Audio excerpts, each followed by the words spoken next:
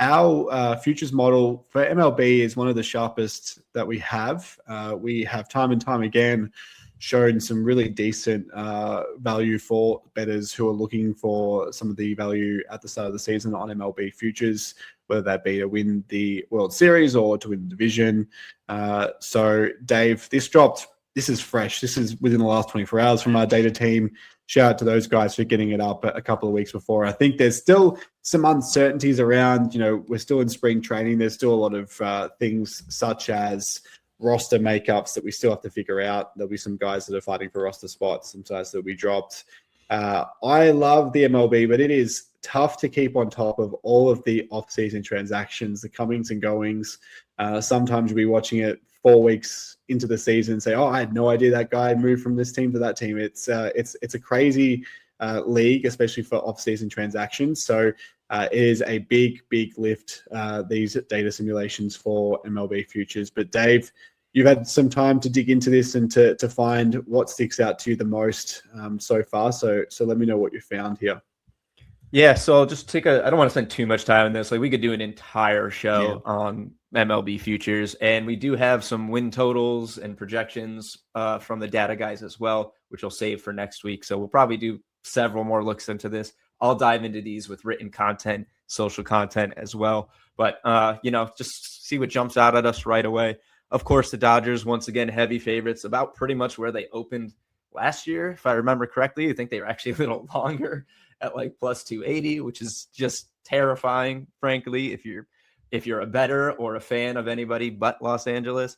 Of course, the Mets here jump right out, not only as the second most likely contender by probability, but at a really good price.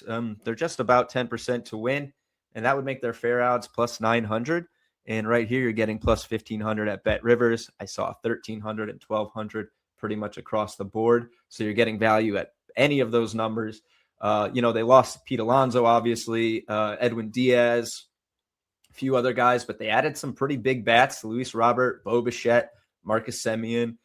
They got Freddie Peralta into that rotation. Rookie Nolan McLean should be starting for a full season as long as he's not hurt or anything after some really impressive rookie work.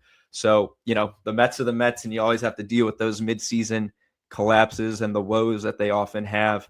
But, I'm actually blanking. I should know this, if they made the playoffs. I don't think they did, right? They completely collapsed and missed the playoffs, if I remember correctly. Yeah. But I should know that as someone who regularly ribs on my Mets fan friends. But certainly a good price and the highest probability we've seen on them in the Dimers model from a preseason perspective in a long time.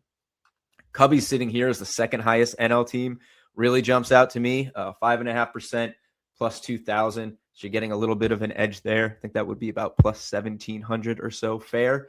I don't know about this one. I mean, they added Alex Bregman. They got right-handed pitcher Edward Cabrera to help the rotation, but they lost Kyle Tucker, and the model seems to think they've gotten better, at least relative to other teams.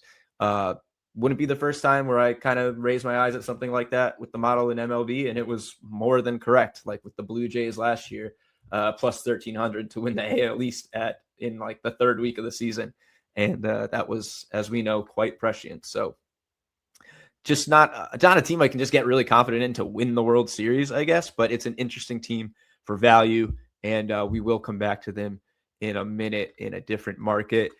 AL is interesting. There's a lot of overpriced teams, I think, when you get down here. For both the AL and the NL.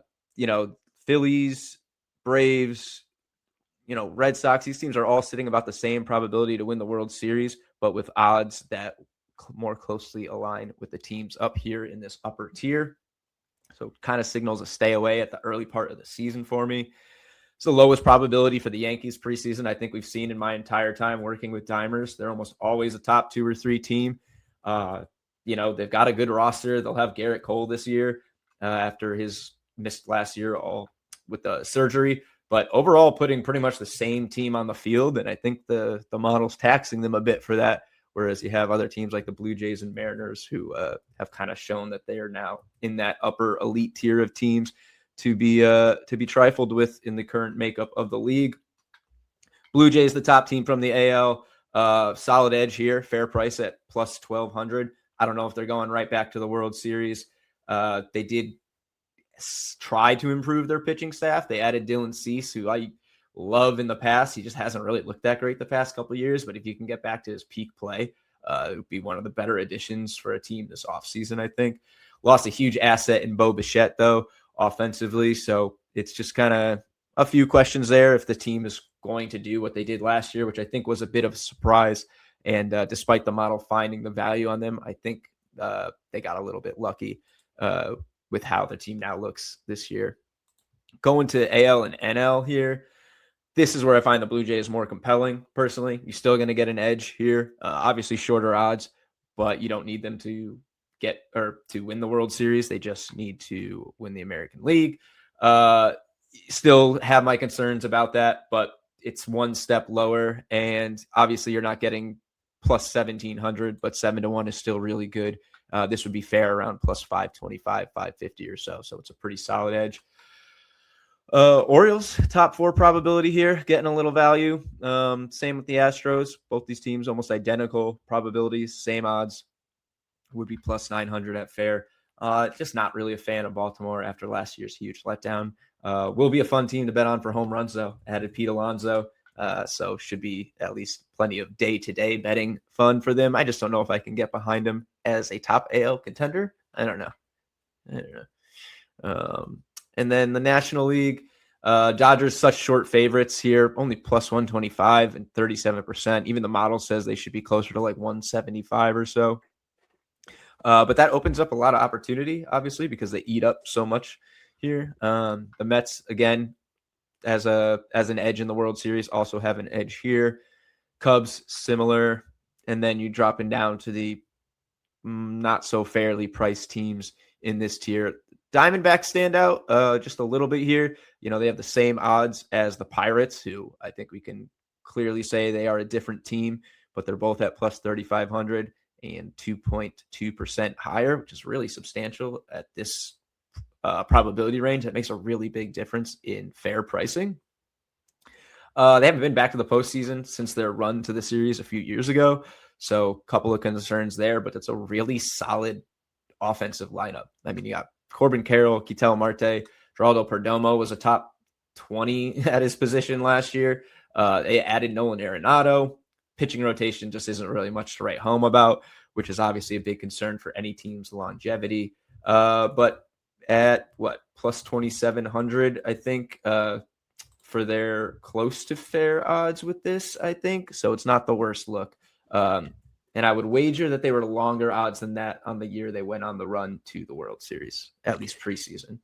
Yeah, I think a key one of this as well, like we're looking at probabilities in the 3% range, and that might not look attractive, but think about as well, if they're not going to realistically win, but think about how the market moves as the season goes on. You could realistically, if the Diamondbacks get off to a hot start, their odds might go in from plus 3,500 to maybe plus 1,500 or whatever it might be. And then there's cash out value. So if you're playing it like, I know prediction markets all the rage right now, if you're playing it like a stock where you want to try and get some value where our model has seen an edge, albeit on a small percentage, that might be the play. They might not have a realistic chance of going and winning, 97% chance of not winning the league as opposed to 3% winning the league. But those things can shift and you can increase your profit through a cash out value later on in the season. And we have had instances in the past where we have ridden teams that were plus 8,000 to win the World Series, and then they ended up in the championship game. They get knocked out, but by then their odds are much lower, and the cash out value is immense. So think of it that way. If you're not too attracted by a 3% percentage to win the World Series or to win the league, just think of it that way as potential for an investment, so to speak. Yeah, that's a great point. And even if you are a pretty vehement, no cash out person, it will give you an idea of what your ticket is worth. When you log in and you can see what they're offering you, it gives you a better idea of how much you would be willing to hedge or should hedge if you're willing to do so down the line.